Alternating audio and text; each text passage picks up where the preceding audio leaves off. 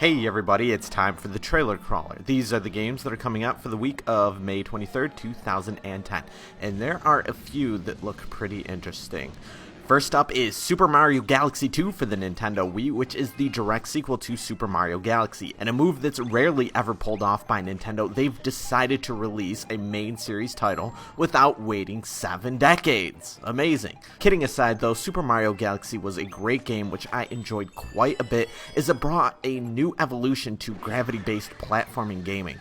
Many of the level designs were spectacular. This game here is pretty much more levels of that, but now with the addition of, get ready for it, Yoshi! The story seems to be slightly less obnoxious, although personally I can't recall a story ever being well done in a Mario game that was any more than a single line of opening text. Regardless though, hell yeah, I am very excited to start playing this game immediately. IGN and GameSpot have already given this a 10. Will I feel that it deserves a 10? Well, I did give the last Mario Galaxy a 9, so I guess we'll have to see. Second up is Modnation Racers for the PS3 and PSP. Modnation Racers is a kart racing game backed heavily by Sony that goes for the main draw of having non-stop community-created content very similar to Little Big Planet. Some might be a little annoyed at the fact that we're getting another kart racer, but from what I've seen, we seem to be at a point where good non-Nintendo kart racing games are a real possibility. It seems like other developers have figured out how to properly implement, or at least copy, the correct mechanics. Early previews seem to think that the controls are spot on. It seems like community-created levels and characters seems to be the proper next step for kart racing games, because really, why the hell not? Being backed by Sony, Ratchet, Nathan Drake, and a few others are all playable characters, but what's really great is that you can essentially create anyone you feel like and have them look spot on. From what I've heard, the track editor is said to be very nice as well. I might not pick this up this week, but it's definitely a game I'll be keeping my eye on that I will check out eventually. If anyone does snag this, let me know what you think, please. Third is Blur for the Xbox 360, PS3, and PC. Getting yet another arcade-style racing game doesn't immediately jump out at me, but this is by the company Bizarre Creations, who developed Project Gotham Racing, so I'm sure this will definitely have its audience. Blur features semi-Mario Kart-style power-ups, and while the levels do look generic, yeah, they do, the thrill of the race may be able to overcome it. I doubt I'll be playing this game, but I recommend anyone into arcade racers to check it out. Fourth is UFC 2010 Undisputed for the 360 and PS3. Ultimate Fighting Championship games tend to feature a lot of grappling style combat, which you're either into or you're not. Really, these games are all fighting games in one sense or another, although this style of slow combat has never been my thing, so I don't really care.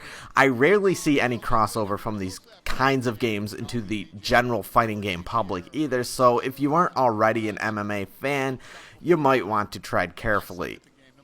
Fifth is SBK Superbike World Championship for the 360. Apparently quite a few of these games exist. You know, earlier titles in the series. It seems a little too slow for my preferences though. Being that this is a racing series that has failed to pick up any sort of mainstream recognition at all of these years, I'd tread very carefully here. Sixth is Hexyz Force for the PSP. I have no idea if I pronounced that correctly. It's the latest obscure RPG to land on the PSP, developed by Sting and published by Atlas. The story involves two separate anime characters who travel through dungeons, occasionally crossing paths, and somehow angry gods end up getting mixed into this too. I have no idea. While I do like my anime games on occasion, this looks way too cutesy for me to handle, and just not that great either. If anyone actually takes the plunge on this one, please let me know if it's even remotely good.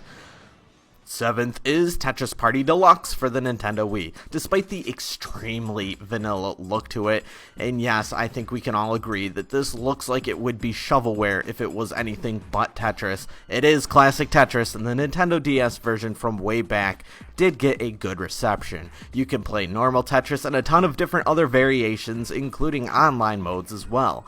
Hey, why not? This will probably end up being good Tetris for Tetris fanatics, and I might even consider picking it up one day if I ever see it extremely cheap.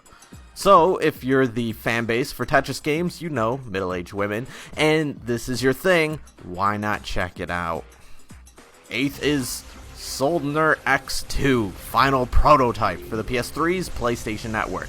Another game where I'm not sure if I pronounced that right. It's a shoot 'em up, and it looks like things could get really crazy here. The bullet patterns look similar to a Toho game, and really anything that carries a visual style similar to R-Type, Einhander, or Soulfeast looks interesting to me.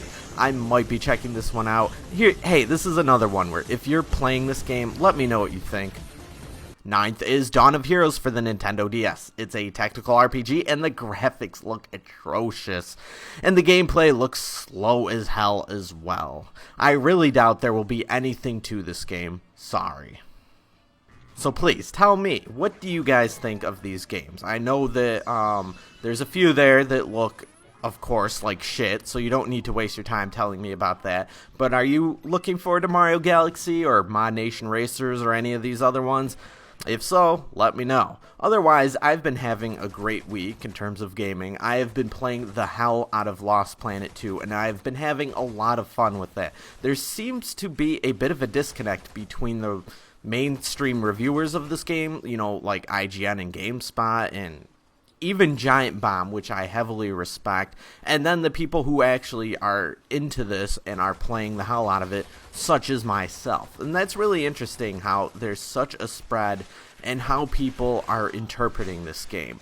I've been just having so much fun playing this thing online. And really, this is an online game. You don't go and buy a game of the board game Stratego and then expect a single player game. That's just not how Lost Planet 2 was developed. And I do have a bigger rant about this, but I'll cut it short here, save that for another time. Let me know what you think of Lost Planet 2 as well, since that game has been out for a bit. And I'm interested in seeing if other people have been enjoying it as I have. Anyway, though, let all of your friends know about these videos, and thanks for watching.